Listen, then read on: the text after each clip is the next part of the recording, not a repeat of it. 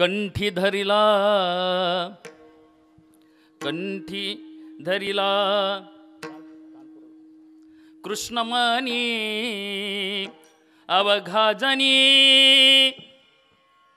अवघाजनी प्रकाश काला वाटू एकमेका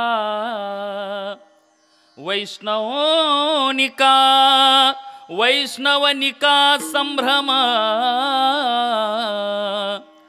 काला वाटू एकमेका वाकुलिया ब्रह्मादिका उत्तम लोका दाखवू काला वाटू एकमेका तुका म्हणे भूमंडळी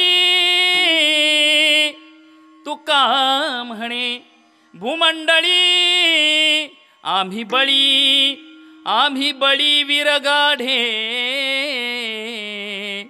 काला वाटू एकमेका वैष्णवनिका संभ्रम काला वाटू एकमेका पांडुरंगा करू प्रथम नमन पांडुरंगा करू प्रथम नमन नमन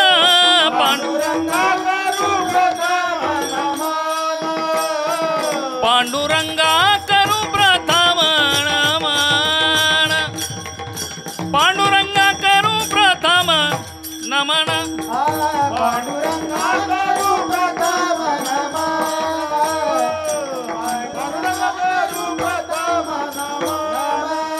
दूसरे चरण संतांची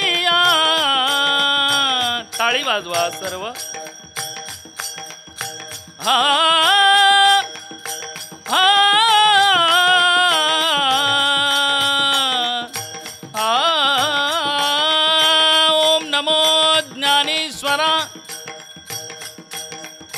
करुणा करा दयाळा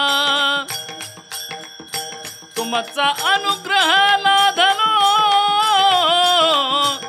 पवन झालो चराचरी त्यांच्या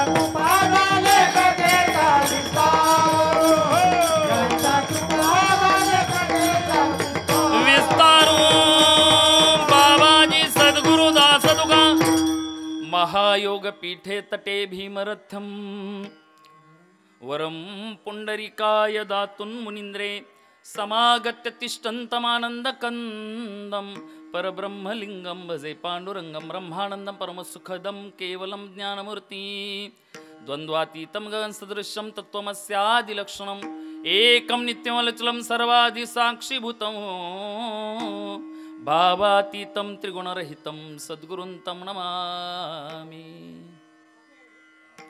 नमो सद्गुरो तुकया ज्ञानदीपा नमो सद्गुरो सच्चिदानंद रूपा नमो सद्गुरो भक्त कल्याणमूर्ती नमो सद्गुरो भास्करा पूर्ण कीर्ती जया पूजिले आदरे पांडुरंगे विमानस्थ केले प्रयाण प्रसंगे तनु मानवी दिव्य रूपीच केली न त्यागी तिये दिव्य लोकांसी नेली विठाला विठाला वंशी विभूषित करा नवनीरदाभा पीतांबराद अरुणबिंब फलाधरोष्टा पूर्णेंदु सुंदर मुखात अरविंद नेत्रात कृष्णात् परं किमपि तत्त्वहं न जाने कृष्णत्वदीयवध पंकज पंजरान्ते अद्येवमेव शतुमानसराजहंसे प्राण प्रयाण समये कफवात पित्ते कंठावरो धनविभो स्मरणं कुतस्ते आये श्री कृष्ण विराजिए आये श्री कृष्ण विराजिए आये श्री कृष्ण विराजिए बोला सर्व आये श्री कृष्ण विराजिए आये श्री कृष्ण विराजिए आये श्री कृष्ण विराजिए आये श्री कृष्ण विराजिए आये श्री कृष्ण विराजिए कथा करूं मति अनुसार कथा करूं मति अनुसार आये श्री कृष्ण विराजिए आये श्री कृष्ण विराजिए आये श्री कृष्ण विराजिए श्री कृष्ण विराजिए श्री कृष्ण विराजिए गोपाल कृष्ण भगवान की जय. गोपाल कृष्ण भगवान म्हटल्यावर दोन्ही हात वर करायचे. हा ही शिक्षा नाही तुम्हाला. तुकोबाराय म्हणतात शरण जायचं तर देवाला जावं. बघा एखादा वैरी आपल्या समोर आला आणि आपल्यावर शस्त्र घेऊन धावला, आपण दोन्ही हात वर केले, ही शरणागती होते. वैऱ्याला का शरण जायचं? शरण जायचं तर देवाला. तुका म्हणे माझ्या असावल्या बाह्या तुझ क्षेम देवया पांडुरंगा. गोपाल कृष्ण भगवान की विठला विठला.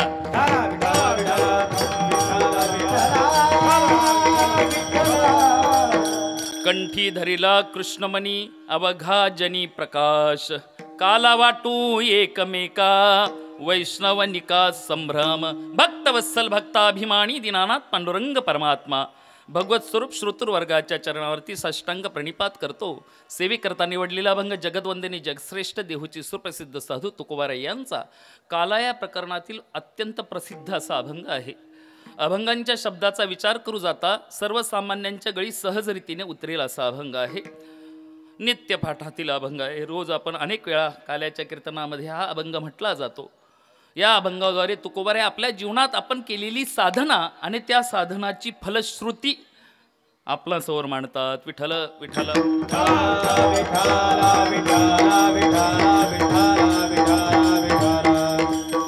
असो. अभंगाकडे वळण्या अगोदर परिहार देणं गरजेचं आहे. श्री संत गजानन सेवा मंडळ यांच्या वतीनं ह्या पवित्र क्षेत्रात आपल्या कल्याण नगरीमध्ये साहेबांच्या मार्गदर्शनानं हा भगवंताचा उत्सव संत गजानन महाराजांचा उत्सव आपण साजरा करतो. आणि आजची प्रसादाची सेवा आहे. आजचा काल्याचा प्रसाद, आजची सेवा ही प्रसादाची. विशेषत्वानं वारकरी संप्रदायामध्ये कोणत्याही कार्याची सांगता ही काल्याच्या कीर्तनाने होत असते. आजच्या दिवशी प्रसाद देतात. हा प्रसाद वेगळा आहे बरं. प्रसाद या शब्दाचा जर विग्रह केला तर प्र म्हणजे प्रत्यक्ष. बोला सर्व काय? प्र म्हणजे प्रत्यक्ष, सा म्हणजे साक्षात आणि द म्हणजे दर्शन. प्रत्यक्ष साक्षात दर्शन म्हणजे प्रसाद. पूजा या शब्दाचाही विग्रह केला तर पू म्हणजे पूर्ण आणि जा म्हणजे जाणीव, पूर्ण जाणीव. मंदिर या शब्दाचा विग्रह केला तर मंगलता, दिव्यता, रम्यता जेथे एकवटते त्याला मंदिर म्हणतात. विठ्ठल विठ्ठल. आज प्रसादाचा दिवस. प्रसादाचे 4 फायदे भगवंतानं आम्हाला गीतेमध्ये सांगितले. प्रसादे सर्व दुःखानां आणि रसे उपजायते प्रसन्न चेतशो ह्याशो बुद्धी पर्यविचिष्टती. प्रसाद सर्व दुःखांचा नाश करतो, येणारी हानी थांबवतो, अप्रसन्न मनाला प्रसन्न करतं आणि बुद्धीत परिवर्तन करतं, येणारी हानी थांबवतो. म्हणून आजचा प्रसाद हा विशेष प्रसाद आहे. वारकरी संप्रदायामध्ये हा घेतलेला प्रसाद हे प्रतीक आहे. काय? 2 वस्तू आम्ही घेतो प्रसादासाठी. काय? एक घेतो दही आणि दुसरी घेतो लाही. दही हा प्रसाद हा भगवंताचा आहे वस्तू रूपानं, आणि लाही हा प्रसाद संतांचा आहे तो शब्द रूपानं. संत प्रसाद देतात तो शब्द रूपानं. म्हणून प्रत्येक संतांनी आपल्याला प्रसाद दिलाय बरं. तो खाण्याचा नाही, शब्दांचा प्रसाद. शब्दांचा प्रसाद. बरं, स्वामी समर्थांकडे या. त्यांचे शब्द आहेत बघा, वरती लिहिलेले असतात फोटोवरती. भिवू नकोस, मी तुझ्या पाठीशी उभा आहे.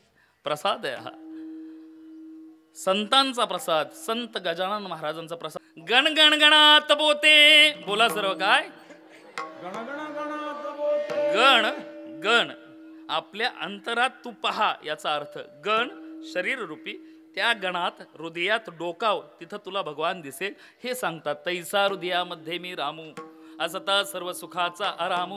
म्हणजेच तो अंतरातला भगवान. संतांचा प्रसाद हा कसा आहे? शब्द रूपाचा आहे. म्हणून आम्ही दोन वस्तू घेतो, एक दही आणि एक लाही. हा शब्द रूपानं लाही. लाहीच का घ्यायची? त्याचं कारण लाही बनवताना काय केलं जातं? शीत भाजून केली लाही.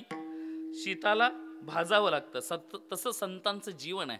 ते स्वतः जाळून घेतात, स्वतः त्रास सहन करतात, पण आम्हाला खरपूस लाहीचा प्रसाद, शब्दरूपी प्रसाद देतात. आणि भगवंताचा प्रसाद हा वस्तुरूपानं आहे. हा वस्तू काल्याच्या दिवशी पोहोचवतो. आणि हा प्रसाद आहे तो स्वतः नाही खायचा.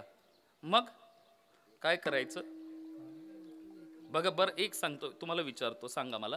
आपल्या इकडे जेवणाच्या पंक्ती बसतात की नाही? बरं आपण मग एका ताटामध्ये आपल्या किती जण बसतात? तो एक ताट वाढलेलं असलं तर 5 जण, आहे की नाही? 5 जण बसतो आपण एका ताटात, नाही का? आपल्याकडं नाही का ते? बरं 4 जण तरी? बरं तिघांमध्ये एक पत्रवळी, दोघात तरी? मग काय असते? एकाला एकच पत्रवळी, आहे की नाही?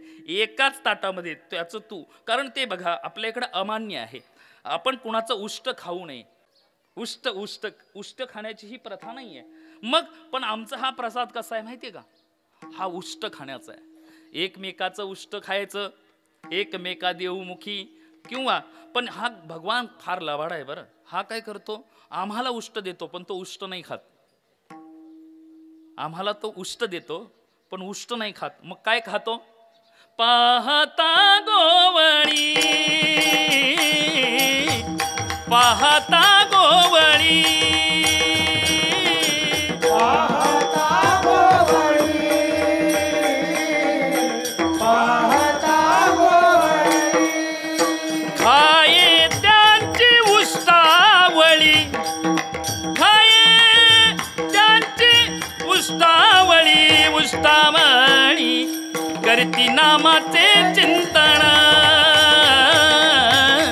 करती नामाचे चिंतन. खाये त्यांची उष्टावळी, खाये त्यांची उष्टावळी, उष्टावळी.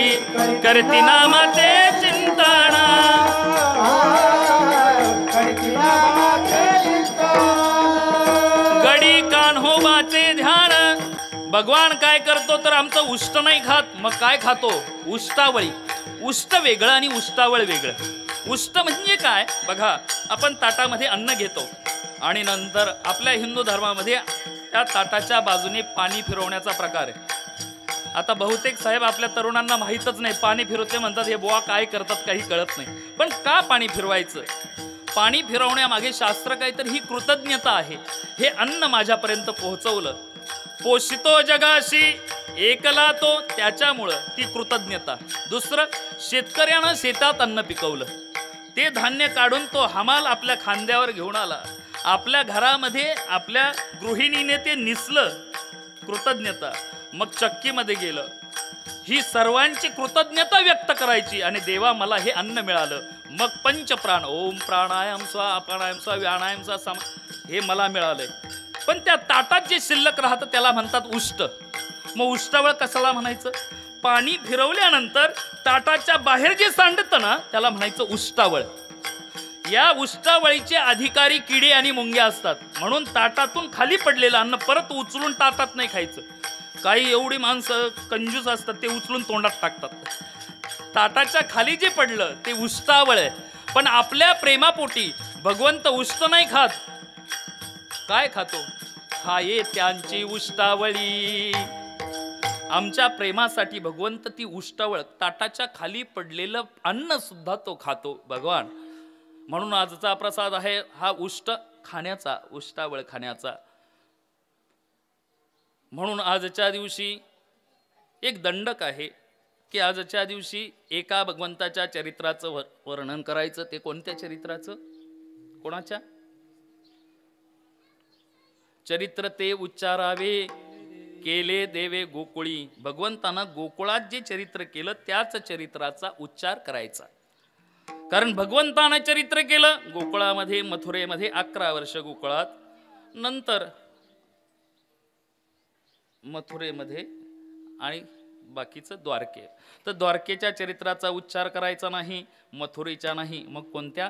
भगवंतानं जे गोकुळामध्ये चरित्र केलं ना, गोकुळात काय केलं तर त्यानं आनंद देण्याचं कार्य केलं. त्याचं स्वरूपच असं आहे. कसं? आनंद स्वरूप आहे तो. बोला कसा आहे तो? सच्चिदानंद रूपाय विश्वोत्पत्त्यादि हेतवे तापत्रय विनाशाय श्रीकृष्णाय वयं नुमः.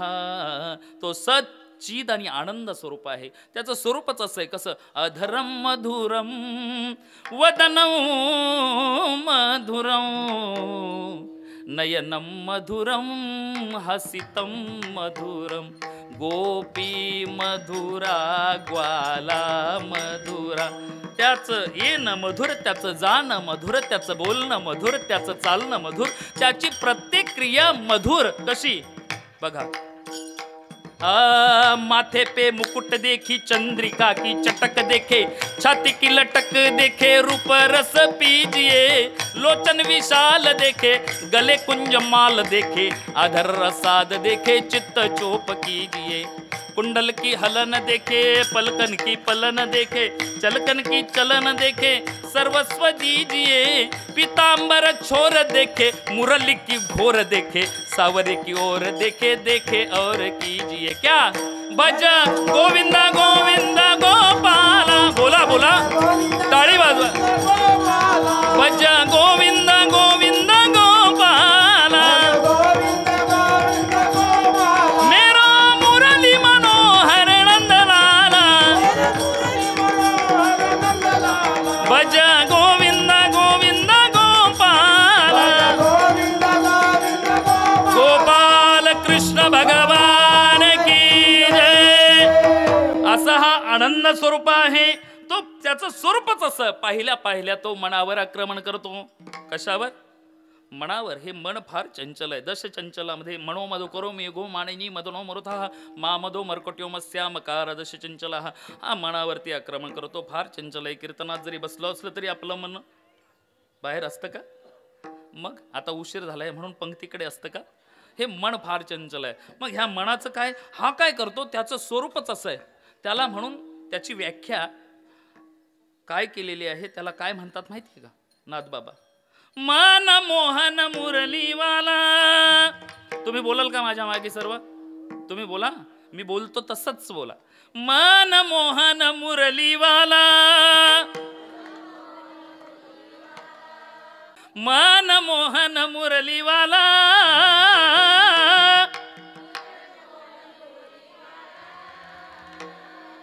वा वा. मन मोहन मुरलीवाला, नंदाचा नंदाचा नंदाचा अलबेला, अलबेला अलबेला अलबेला. मनमोहन मुरलीवाला, मनमोहन मुरलीवाला, मनमोहन मुरलीवाला. गोपाल कृष्ण भगवान की. भगवंतानं चरित्र केलं गोकुळामध्ये. काय केलं? 5 क्रिया केल्या. गोकुळामध्ये जोपर्यंत भगवान होता ना तोपर्यंत त्यानं कधी पायात चप्पल घातली नाही. लक्षात ठेवा बरं. जोपर्यंत गोकुळात होता तोपर्यंत त्यानं केस कापले नाहीत. गोकुळामध्ये भगवंत होता तोपर्यंत त्यानं कधी शिवलेले कपडे घातले नाहीत. गोकुळामध्ये भगवंत होता जोपर्यंत तोपर्यंत त्यानं शस्त्र कधी हातात घेतलं नाही. आणि गोकुळात भगवंत होता त्यांनी वृंदावनाची मर्यादा ओलांडली नाही. आता मी पहिलं काय सांगितलं सांगा? वा वा वा. भगवंताने 5 क्रिया केल्या. गोकुळामध्ये फक्त आनंद देण्याचं कार्य केलं. खरं तर याचं आभार व्यक्त करायला हवं तर ते वसुदेवांचं. कारण काय त्याचं? कारण वसुदेवांनी उपकार केले गोकुळावरती, भगवंताला आणून ठेवलं, पण दुसरं अजून एक कृती केली. काय कृती केली? तर मायेला घेऊन गेले. माया जेव्हा नष्ट होते, मायेला जेव्हा घेऊन जातात, माया गेली की ब्रह्मज्ञान आपोआप होतं. गोकुळातल्या त्या अडाणी गोपाळांना, गोपिकांना आपोआप ज्ञान झालं. याचं कारण काय? वसुदेवाने उपकार केले, मायेला घेऊन गेला. गोकुळेच्या लोक झाले ब्रह्मज्ञान.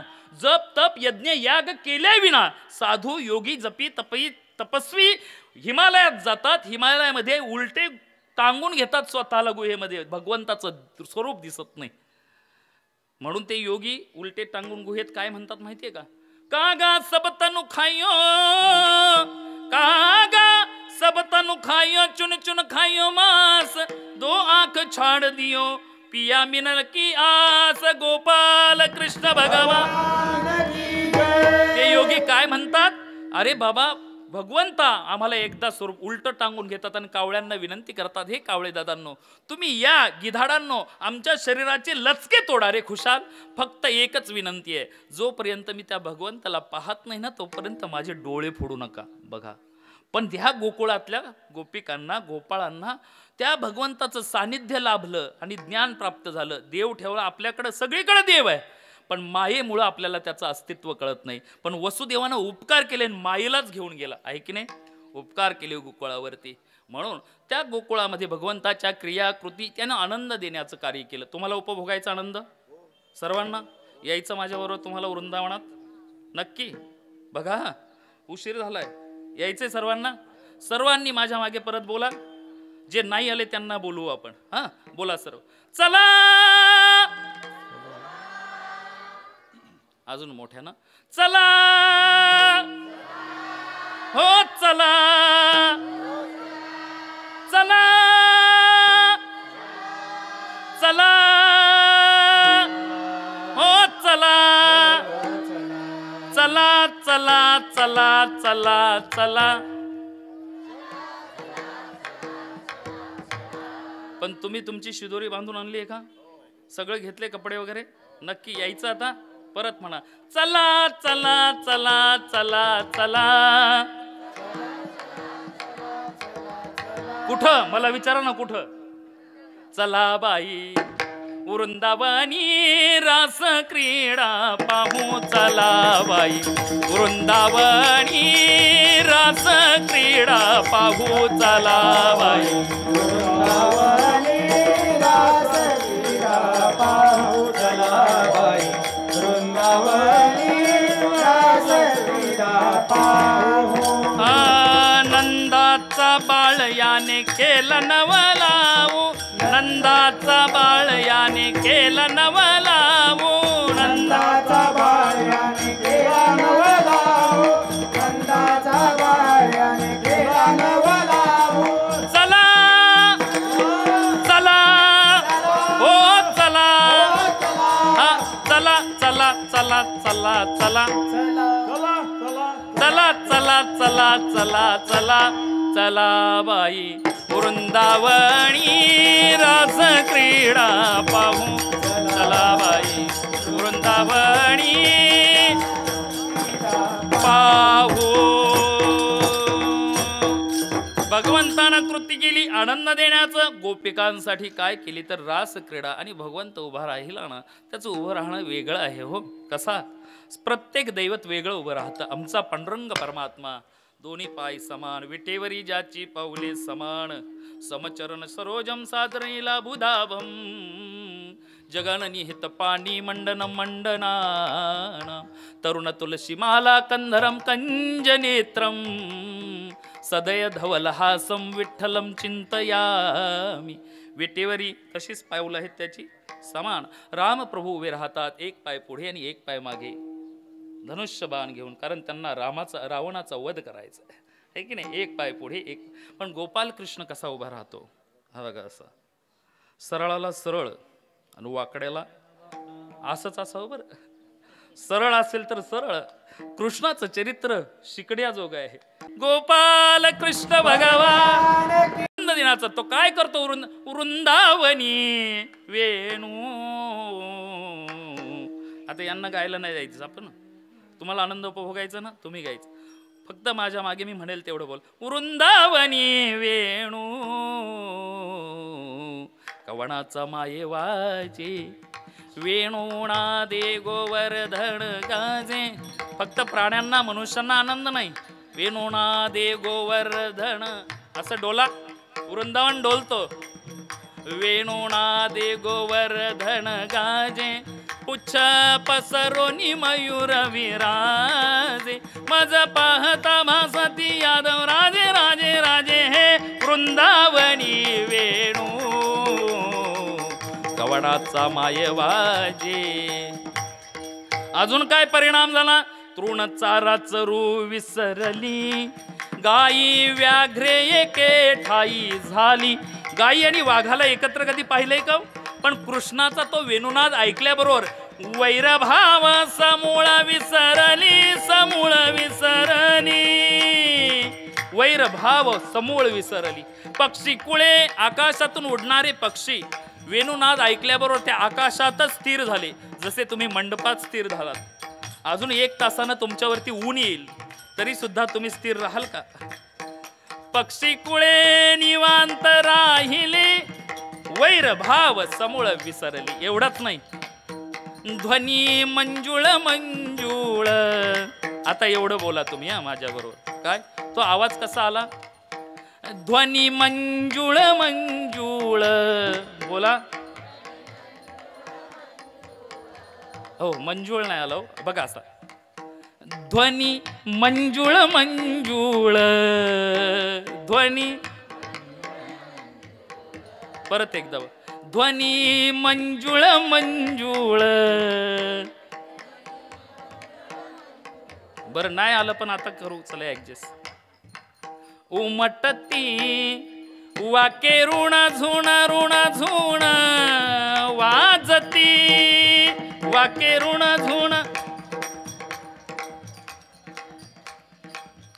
देव विमानी बैसोनी स्तुती गाती, वाके ऋण झुण ऋण झुण ऋण झुण ऋण झुण.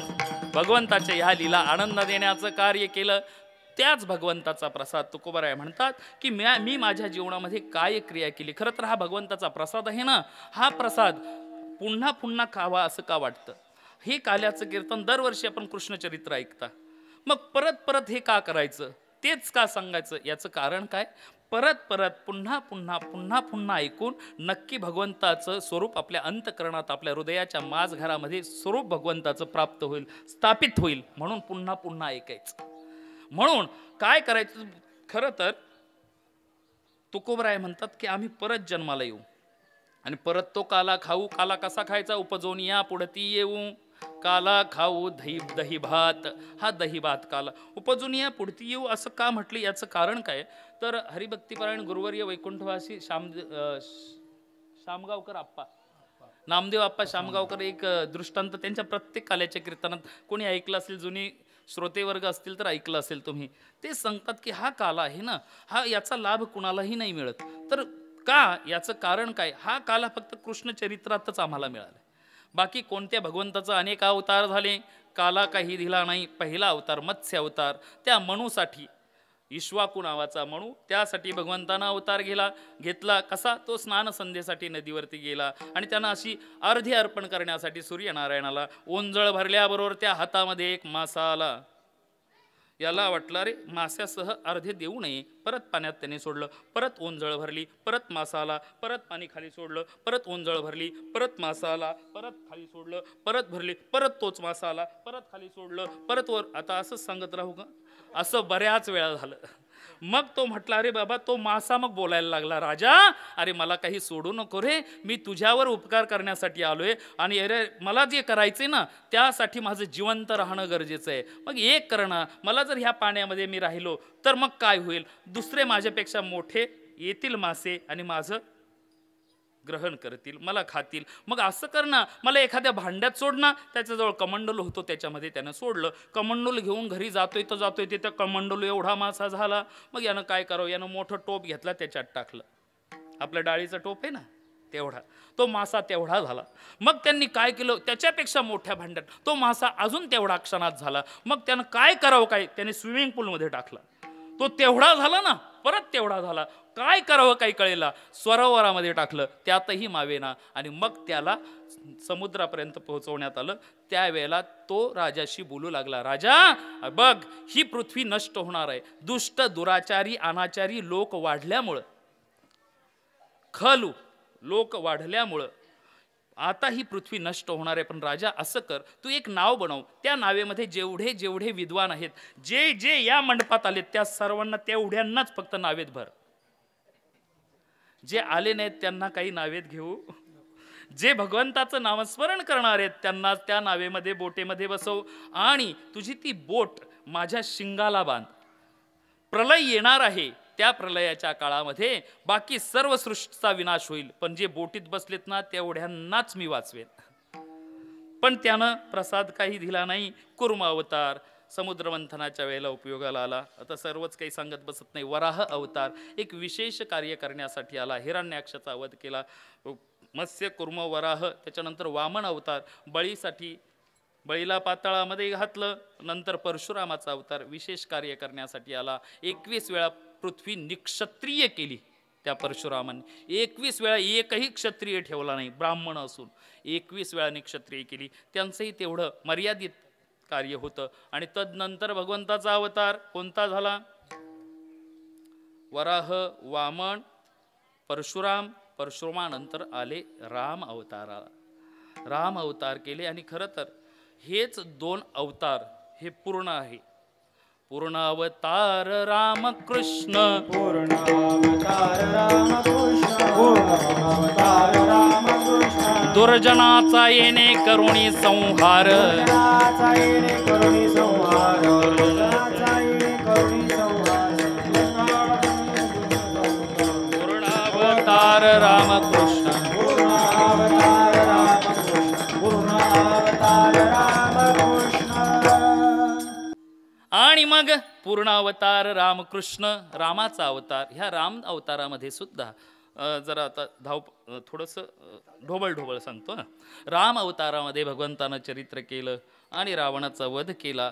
पुन्हा अयोध्या नगरीमध्ये आले. कृतज्ञता सर्वांची व्यक्त करण्यासाठी सीतामाईला असं वाटलं सर्वांना काहीतरी दिलंय, मग ह्या माझ्या वानर सेनेला आणि माझ्या हनुमंताला काहीतरी द्यावं. तुम्ही ऐकलं असेल तो 9 लाखाचा हार दिला, त्यानं तो मोडून टाकला, 9 रत्नाचा हार. ते तुम्ही अनेक वेळा ऐकलं असेल. पण नंतर हे वानर होते, यांच्यासाठी काहीतरी करावं म्हणून त्यांनी काय केलं? रामप्रभूंना सीतामाई म्हटल्या, अहो या वानरांना जर आपण सुग्रास भोजन दिलं तर काय काय. एका ताटामध्ये असा सुंदर असा श्रीखंड, श्री बालाजीचा बेत, श्रीखंड, बासुंदी, लाडू, जिलेबी, जे पाहिजे ते. अजून काय हो, तुम्हाला काय आवडतं घ्या ना ताटात. बरं गुलाबजाम, तुला काय आवडतं बाळा? जिलेबी घेतली ना आधी. अजून मसाले भात आवडतो, घेतला भाऊ ताटामध्ये. अजून काय काय आवडतं कुणाला? जे जे बुंदी, आज बुंदीच आहे तुम्हाला. डाळ भात बुंदीशिवाय तुम्हाला काहीच मिळणार नाही. बरोबर आहे? जिलेबी आहे. बरं ठीक आहे. बरं घेतलं, एवढंच घेतलं बस ना. आता ते म्हटली हे जेवण देऊ. मग त्यांनी वानरांसाठी जेवण, पण एक विशेष भाजी घेतली, ती भोकराची भाजी. भोकर माहिती? भोकर असं चिकट असतं बघा, पाहिलं का कधी? खाल्लं का? पूर्वी आम्ही लहानपणी खायचं. आता भोकर माहीतच नाही लहान मुलांना. ते असं गोड भोकर लागतं बरं, असं चिकट चिकट असतं. आणि त्या भोकराची भाजी बनवली. वानर बसले, बसायला पाठ, ताटासाठी चौरंग, रांगोळ्या काढलेल्या रामप्रभूंच्या राज्यामध्ये. आणि सर्व वानरसेना जेवायला बसली. वानरांच्या ताटामध्ये ते वाढलेलं अन्न, त्यात विशेषत्वानं ते भोकर असं फुगून वर आलं होतं.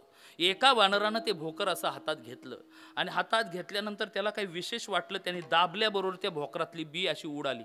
उडती बरं. उडल्याबरोबर हे माकड आहे ते म्हणतात, हे मला हिनवतंय की काय? माझ्यापेक्षा उंच उडी मारतं काय? मी उडी मारतो. त्या वानरानं उडी मारली ते दुसऱ्याच्या ताटात. अहो त्या वानराला वाटलं अरे यांनी माझ्या ताटात उडी मारली, याने उडी मारली, याचा नियम हुकला तो दुसऱ्याच्या ताटात. असं करता करता यांना वाटलं हे भोजन असंच असतं. सगळ्या माकडांना वाटलं भोजन म्हणजे उड्याच मारायच्या. ते सगळे उड्या मारायला लागले. जे ते उड्या मारतात. रामप्रभू सीतामाई डोक्याला हात ठेवून उभे राहिले. आणि मग हनुमंतराया तेवढ्यात आले. म्हटले रामप्रभू माझी एक विनंती आहे हो. ते म्हटले काय बरं हनुमंता? म्हटले रामप्रभू बघा हे सगळे वानर आता तुम्ही पाहिलंच काय करतायत, पण मी सुद्धा वानर आहे का नाही. मला एकदा आज्ञा द्या ना, मलाही उडी मारायची हो. मला एक उडी मारू द्या. हा रामप्रभू म्हटले, अरे आता सगळेच उड्या मारतायत बाबा, मार ना तू पण उडी. आता हे असं भोजन मिळालं का त्या वानरांना. पण जाता जाता हनुमंतराया म्हटले, प्रभू अहो मी त्या ताटामध्ये तुम्ही विशेष जे केलं होतं ना दही भात, तो दही भात माझ्या तोंडामध्ये उडाला हो, उंडा त्याचा मला फार गोड लागला. आणि तोच दही भाताचा उंडा या जन्मात मला शक्य नाही कारण मी वानर आहे, पण पुढच्या जन्मात नक्की मला तो दही भाताचा उंडा खायचा आहे. काला खाऊ. मला काय सांगायचंय, उपजून या पुढती येऊ. तेच वानर, तेच हनुमंतराया, तेच सर्व वानर या जन्मामध्ये रामप्रभूंनी दिलेल्या वचनाप्रमाणे दही भात खाण्यासाठी गोपाळ बनून आले. गोपाळ कृष्ण भगवान सर्व वानर, आणि त्या सर्व वानर गोपाळ बनून आले. आणि आता तुम्ही सुद्धा सर्व कोण आहात? गोपाळ. बोला कोण आहे तुम्ही? अहो तुम्ही गोपिका. तुम्ही कोण आहेत? गोपिका. तो आनंद. म्हणून काल्याचा दुसरा प्रकार उपजून या पुढती आलो. तुका म्हणे काला कोठे अभेद देखिला. असा अभेद काला जो ब्रह्मादिकांनाही मिळत नाही, तो आम्हाला मिळाला. आस करती ब्रह्मादिक पाहुणी वाळवंटीचे सुख. त्या आस करून सुद्धा त्यांना इंद्रादिकांना देवांना तो प्रसाद काही मिळाला नाही. मग अजूनही त्याच्या पुढे तुकोबर आहे. अजून काला सांगतात. तो कसा आहे? हरिनामाचा खिचडी काला प्रेमे मोहिला साजनी. हरिनामाचा हा खिचडी काला. खिचडी पाहिले तुम्ही किती सुंदर ती खिचडी. नाव काढल्या काढल्या साहेब तोंडाला पाणी येतो. खिचडी तो आनंदच तो वेगळा. त्याची ती बनवण्याची पद्धत, ते खिचडीची फोडणीची पद्धत, आणि मग त्यात ते टाकलेलं तांदूळ, आणि मग ते सर्व साहित्य असं हलवून ती खिचडी काय गोड लागते हो. कधी कधी सहज बनवलेली खिचडी. त्या खिचडीला जर समजा तुम्ही फोडणी दिली नाही, मोह माहिती मोह म्हणजे काय बरं? लाडू बनवता का लाडू तुम्ही कधी? तो लाडू बनवला आणि त्या लाडूला जर आपण मोहच टाकला नाही, मोह म्हणजे माहिती आहे तुपाचा मोह असतो की करता की नाही तुम्ही लाडू दिवाळीला, तर तो तुपाचा मोहच जर टाकला नाही. एका बाईनं असंच पाहून कुणाचा तरी लाडू केला आणि तिने मोहच टाकायचं विसरली. आता तिनं लाडू बांधला. थोड्याच काळात त्या लाडूचं काय झालं असेल, मोह न टाकल्यामुळं तो लाडू एका पाहुण्याच्या समोर आला. त्यानं असं आपल्या ताटातला उचलला, तोंडात घातल्याबरोबर लाडू नाही फुटलं पण त्याचा दातच पडला. एवढंच नाही, आता म्हटलं याला काय करावं, कसं तरी खायचंय. समोर हातोडी होती, त्यानं फोडण्याचा प्रयत्न केला, लाडू नाही फुटला. याच्या हातातून हातोडी उडली. काय करावं आता ह्या लाडू. मग असा मोह, पण त्याला मोह जर टाकला, हरिनामाचा प्रेमे मोहिला, प्रेमाचा मोह टाकायचा. कशाचा? प्रेमाचा मोह. तुकोबराय म्हणतात, मी माझ्या जीवनामध्ये हा प्रेमाचा मोह मला मिळाला, आणि तो कसा तर नाम रूपाने, आणि माझ्या कंठामध्ये मी त्याला धरलं. धरिला कृष्ण मानी, कंठी धरिला कृष्ण मानी, कंठी धरिला कृष्ण मानी, कंठी धरिला कृष्ण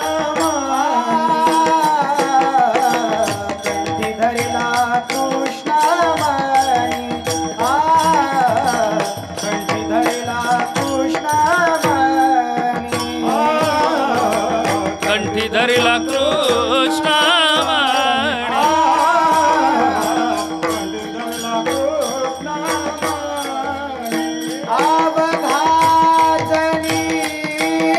प्रकाश, अवधाजनी प्रकाश, काला वाटवे कामेका, काला वाटवे कामेका, अवधाजनी प्रकाश, अवधाजनी प्रकाश, काला वाटवे कामेका, काला वाटवे कामेका. तुकोबराय आम्हाला सांगतात की माझ्या साधनेमध्ये मोहरूपी काय टाकावतं. मग मी काय केलं? कंठी धरिला कृष्ण मानी. मी निवडलं साधन आहे ते नाम साधन, आणि हे कृष्ण नाम प्रत्येक कुळाला एक नाम आहे संतांच्या. हे कृष्णनाम कोणत्या संताला आहे माहिती आहे? तुम्ही रोज म्हणत असाल ह्या 3 दिवसात तरी हरिपाठ म्हणता ना, त्यामध्ये हे कृष्णनाम कुणासाठी आहे? कुळ हे पावन कृष्ण नामे, कुळ पावन कृष्ण नामे, कुळ हे पावन कृष्ण नामे. हरिपाठ करताना आता याच्या अगोदरचं काय आहे सांगा? रोज करतो ना? बरं कशाला वेळ, मीच सांगतो. निवृत्ती गहिनी कृपा केली पूर्ण, कुळ हे पावन कृष्ण नामे.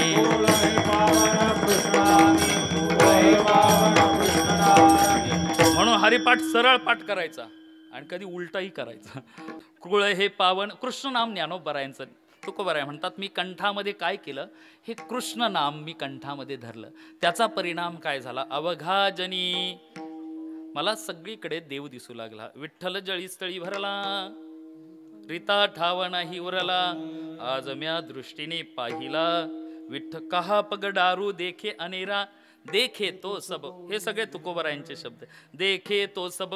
मी कंठामध्ये कृष्ण नाम धारण केलं आणि त्याचा परिणाम मला अवघाजनी प्रकाश, हा एक अर्थ झाला. दुसराही अर्थ लगेचच सांगतो. अजून काय अर्थ आहे तर मी कंठामध्ये कृष्णमणी धरला. कृष्ण म्हणजे काय तर काळा. बोला काय? कृष्ण म्हणजे काय? काळा. कृष्णवर्णीय म्हणतो की नाही? कृष्ण म्हणजे काय? बोला काय? मी कंठामध्ये काळा मणी धारण केला. कंठी धरिला कृष्णमणी. मग आता त्याचा परिणाम काय झाला? पतिव्रता जैस्या भरतार प्रमाण, आम्हा नारायण तैस्या परी. जसा काळा मणी घातल्याबरोबर लग्नामध्ये ती स्त्री आपल्या बापाची राहत नाही. कोणाची होते? ज्यानं काळा मणी घातला त्याची होते की नाही? कंठामध्ये मी कृष्ण काळा मणी धरला आणि मग काय झालं? सगळीकडे मला आता माझं सर्व अस्तित्व कोण आहे तर माझा पती आहे. बस तेच अस्तित्व. ह्या गोपिका जेव्हा कृष्णाला पाहिलं, त्याचं स्वरूपच असं आहे. पाहिल्याबरोबर त्या मोहित झाल्या. त्या आल्या ना पाहण्यासाठी, आल्या त्या मोहित झाल्या. कित्येक दिवस ते गोकुळात त्या नंदबाबांच्याच घरीच जाईना. हुशार ज्ञानी लोक असतात ना, मग ती भक्ताची टिंगल करतात. गर्गाचार्यजी आले कुंडली काढण्यासाठी आणि त्या गोपिकांना म्हणू लागले, अरे गोपिकांनो, तुम्हाला कळत नाही का तुमची घरी तुमचे पती आहेत, सासू सासरी आहेत, तुमचे लहान लहान मुलं आहेत आणि ते सगळं सोडून तुम्ही इथे आलात ना? तुम्ही आता तुमच्या मुलांच्या परीक्षा आहेत तरी सुद्धा तुम्ही इथे आलात ना? बरं आलात, तुम्हाला कळत नाही का तुम्ही व्यभिचारी आहात? तुमचा नवरा, मुलं, घरदार सगळं सोडून तुम्ही इथे आलात. मी तुम्हाला एक गोष्ट सांगतो, पतिव्रता कशी असावी? पतिव्रता अशी असावी जिची देवावर सत्ता असावी. अशी पतिव्रता असावी. कशी? ते म्हणते, मी तुम्हाला एक कथा सांगतो, ऐका बरं तुम्ही.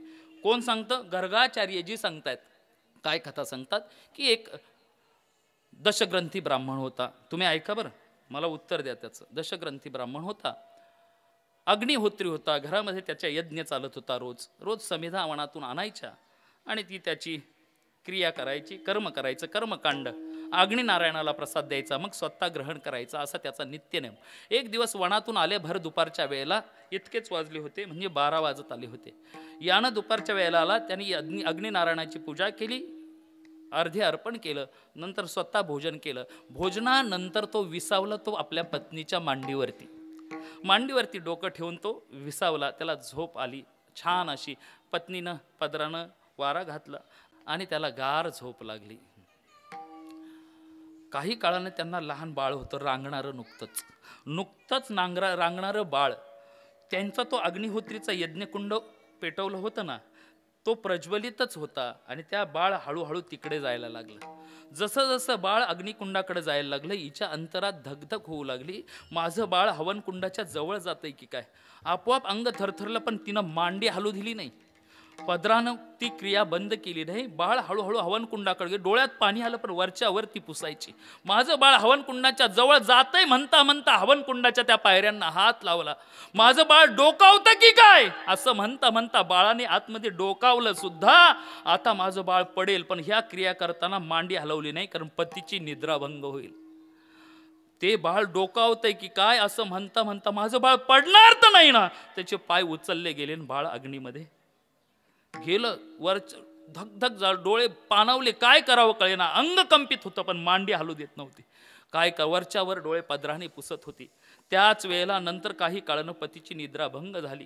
ही स्त्री उठली आणि धावत हवन कुंडामध्ये जाऊन पाहते तर अग्नीच्या ज्वाळा उफाळत होत्या आणि खाली जो विस्त होता ना त्याची फुलं झाली होती आणि त्याच्यावरती तिचं बाळ खेळत होतं. ही कशाची ताकद?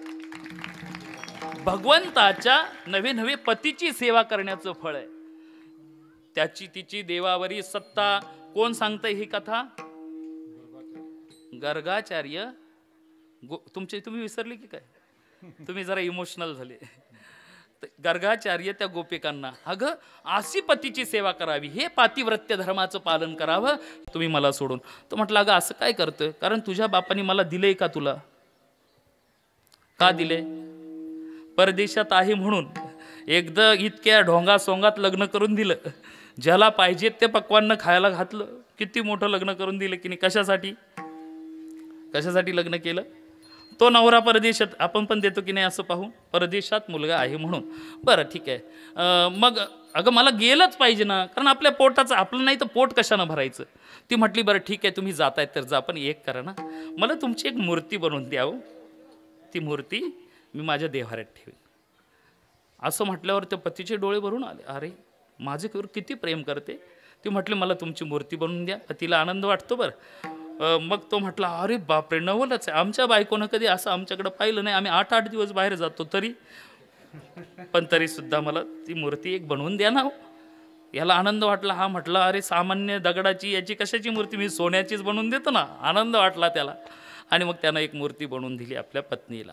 रोज मग ते पती गेल्यानंतर त्या मूर्तीत त्याचं अस्तित्व पाहायची आणि रोज त्याची पूजा करायची. त्याला अन्न सर्व काही द्यायची, प्रेमानं त्याला नमस्कार करायची रोज. त्यांना तो प्रसाद दिला तर मग स्वतः खायचे. असे परत काही वर्ष निघून गेले. त्याची येण्याची वेळ झाली आणि एक दिवस तिचा खरा नवरा तिच्या दरवाजात आला.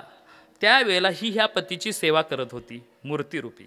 त्याला अन्न देत होती, सर्व काही क्रिया करत होती. तितक्यात तिचा जो खरा पती आहे तो दरवाजात आला. आता ती काय करेल सांगा? तुम्हाला काय वाटतं? त्या मूर्तीपाशीच बसून राहील? मग कुठे जाईल? बोला, कुठे जाईल? बोला ना, तुम्ही घाबरले काय? कुठं जाईल ती? दरवाजामध्ये खरा नवरा आलाय. हे कोण सांगतंय? गोपी त्या गर्गाचार्य. गर्गाचार्य म्हटले, अहो असं काय विचारता गोपिकांनो? अगं खरा नवरा आल्याबरोबर हा मूर्तीरूपी नवऱ्याचं काय करायचंय? हा मासाचा गोळा याचं काय करायचंय? त्या गोपिका म्हटल्या, आत्ता बघा तुम्हाला बरोबर पकडलं. या आत्म्याचा खरा नवरा हा परमात्माच असतो. जर मला माझा खरा नवरा कळाला तर या नवऱ्याची कोण पूजा करील? खऱ्याच नवऱ्याकडे जाईल. प्रत्येक आत्म्याचा खरा नवरा हा आहे परमात्मा. म्हणून आम्ही याच्याकडे आलोय. विठ्ठल विठ्ठल. म्हणून मी काय सांगतो, कंठामध्ये आम्ही तो नवरा धरला. कृष्ण मनी तुकोबराय म्हणतात. यामध्ये स्त्री आणि पुरुष हा भेद नाही.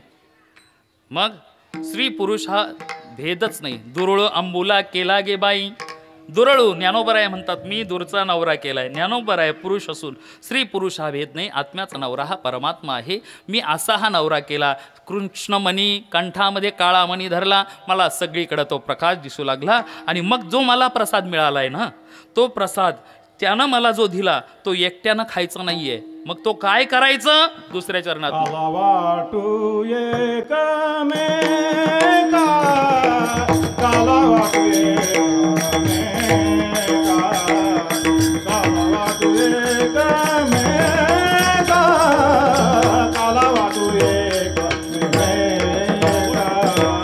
कालावाटू एकमेका, कालावाटू एकमेका, कालावाटू एकमेका, कालावाटू एकमेका, कालावाटू एकमेका. वैष्णवनिका संभ्रम, वैष्णवनिका संभ्रम, वैष्णवनिका संभ्रम, वैष्णवनिका संभ्रम. कालावाटू एकमेका, कालावाटू